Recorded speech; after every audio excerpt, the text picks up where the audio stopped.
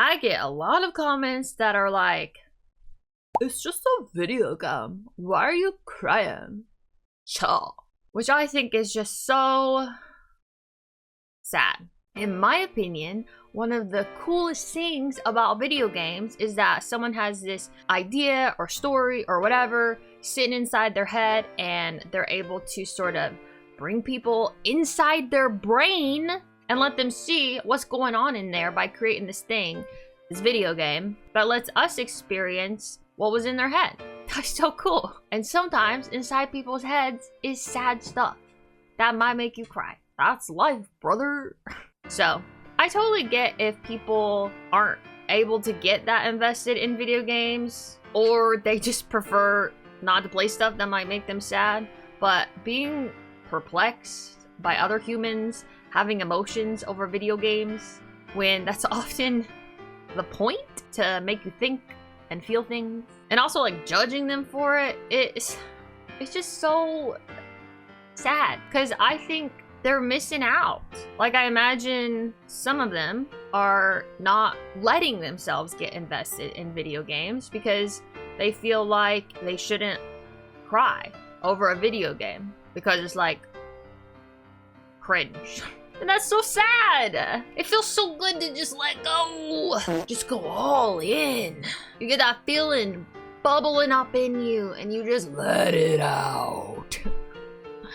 It's so cathartic, and it's so much better to be crying over a silly little video game than some of the horrible, awful shit in the real world. I much rather get that emotional release with a video game because, yeah, sometimes it sits with you for a while, but at the end of the day, it is just a video game and I can move on. Anyway, hello, I'm Jackie. I'm gonna talk about why video games make me cry. So thank you, commenters, even if you were trying to shame me for crying for this video idea. First, disclaimer. Actually, two disclaimers. Number one, I know some people are conditioned to not feel their feelings, and especially not to cry. I think that sucks. And obviously, I think it's okay to cry. It's okay to lose control. It doesn't make you weak. It makes you human.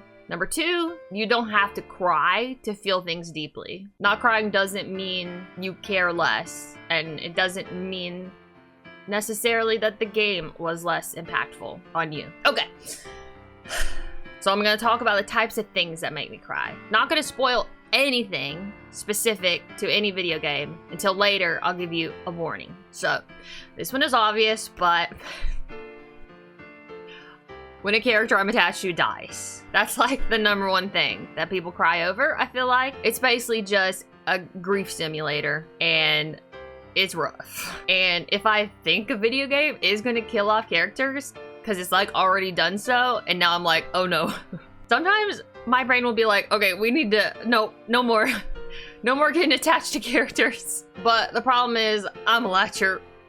I latch on, baby. It's so hard, so quick. I can't help it. I just fall in love with fictional characters. I love them so much. But I'm not someone that just cries over every little sad thing. It really depends on how the game does it. I have repeatedly felt almost nothing over character deaths that felt really rushed to me and didn't give me time to process what was happening and why it was happening. And even if I liked a character who dies, I'll just be sitting there like, huh? Or even worse, they kill the character off screen, which is sometimes because April Fools, they're not really dead, but sometimes they are. But my brain won't believe it because I know they could not be, because they didn't show us for sure.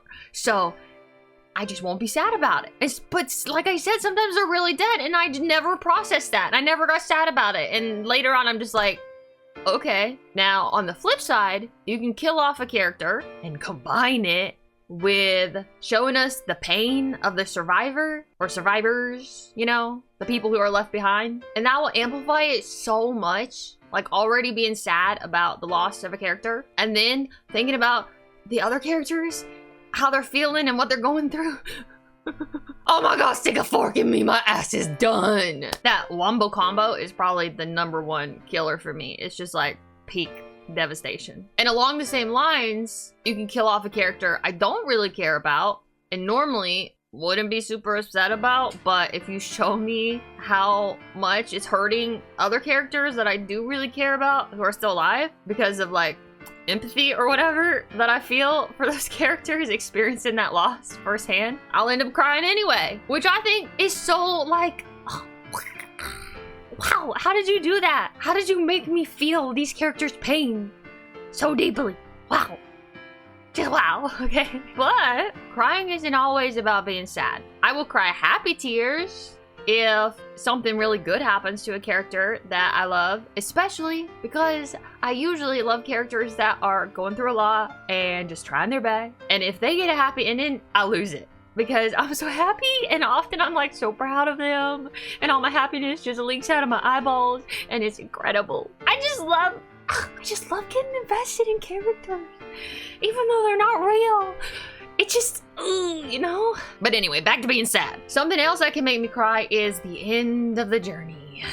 It doesn't matter how a game ends, whether it's sad or happy or somewhere in between. If I spent a significant amount of time with those characters on that adventure, I will just be sad that it's over. Like, especially probably because I stream on a schedule and I can only play like 3 hours a day, 3 times a week. And the game gets kind of stretched out over a few months or several months. Like I took 7 months to get through the Kingdom Hearts series, which is a long series, but I think if you're just sitting down to play it, bang, bang, bang, you might get through it a lot faster than that. So even though I'm not spending every day with these characters actively playing the game, I've already gotten to know them, they're worming around in my brain, and it feels like I've known them for so long and we've been on this journey together, and then it's over and I'm sad and I'm empty and there's a void inside of me. And I just want to lay on the floor and stare at the ceiling while my brain melts out of my ear hole.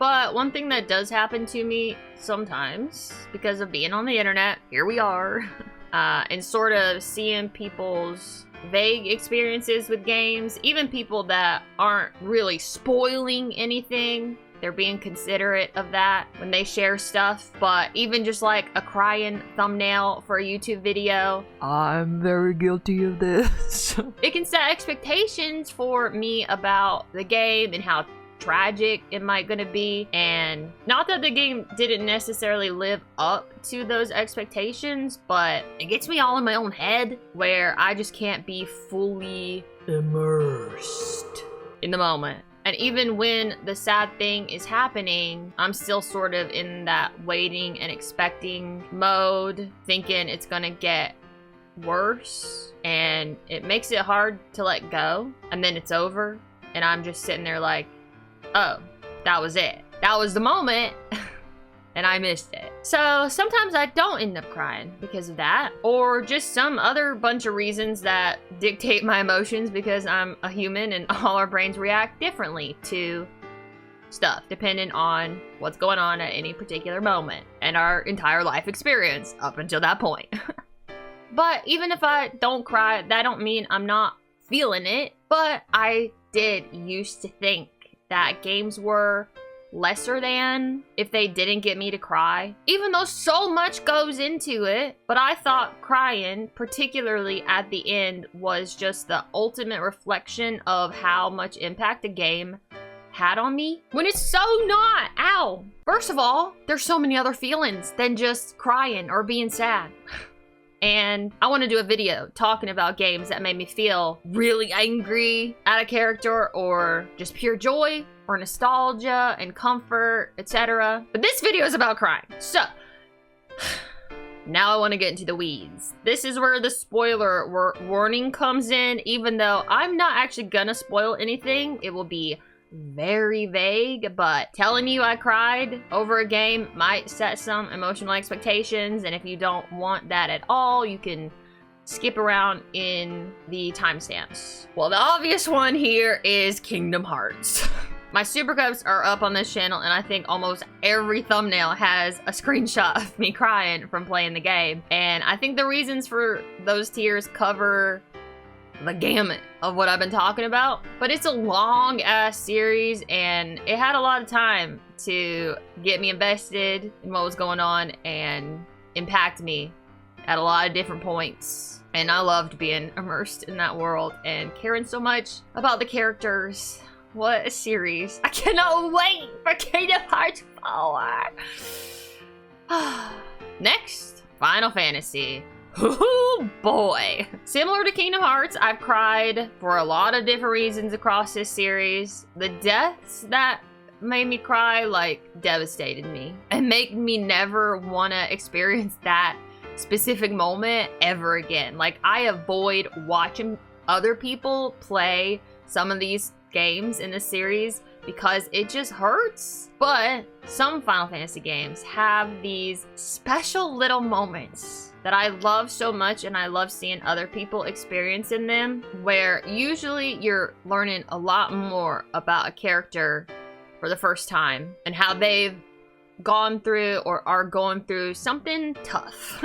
And I just feel for them. And they often become my favorite character in the game in that moment. And this is one of my favorite reasons to cry over a video game, because it feels like it takes so much more finesse. I don't know the word for it. Especially in older games that don't have the incredible voice acting and the fancy cutscenes that really help me get invested a lot quicker in stuff going on. But to make you care about this character that you often don't know that much about up until that point, but you see them going through something and how they've dealt with it and how they feel right now and how they plan to move forward, tells you so much about who they are. And I always just want them to succeed and be happy, and I'm rooting for them always. All right, next is Death Stranding.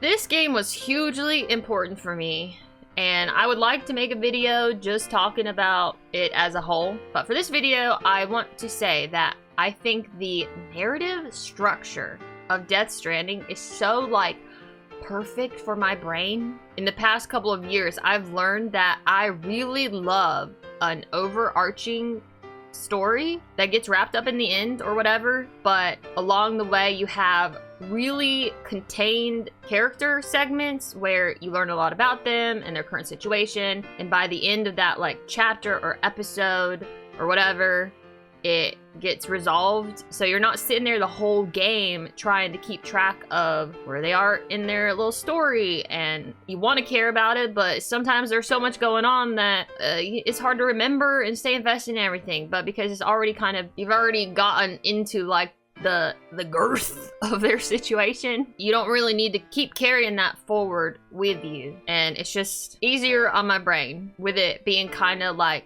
compartmentalized or something. And the way that that game made me care so much about these characters that I only knew really or interacted with for a short time in their little contained chunks was really incredible, and I just thought so well done, and I cried a lot. That playthrough is on my Let's Play channel if you want to watch that. Now, one more big hitter, Nier Replicant, which I'm not gonna say a lot about, and you may not know if you only watch the video on this channel. I did finish, but you don't even need to finish to cry.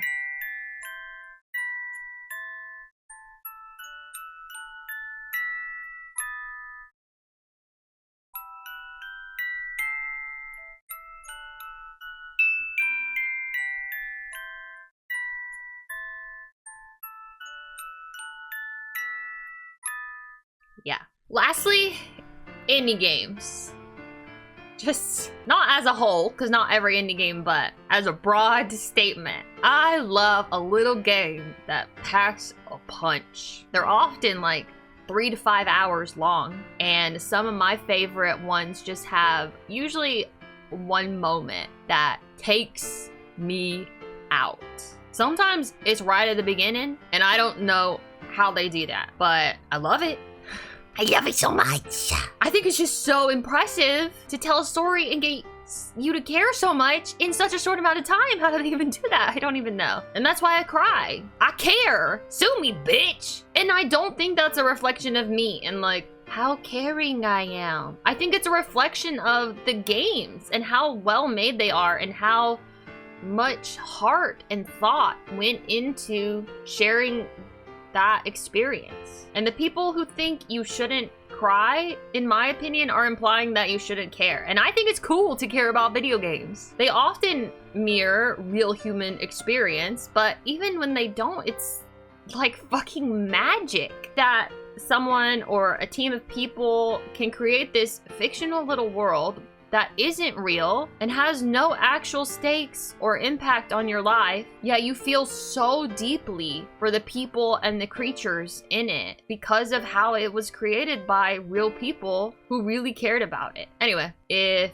you would like to share a video game that made you cry, please feel free to do so, but also please don't spoil things and say something like, Final Fantasy 27 made me cry so hard when John Final Fantasy jumped into the vat of lava and died. Thanks for watching. If you like these yappy videos, let me know or leave a like or whatever people do to indicate pleasure? No, that sounds weird. Likingness? I'll do some more. I have things I want to talk about. Bye.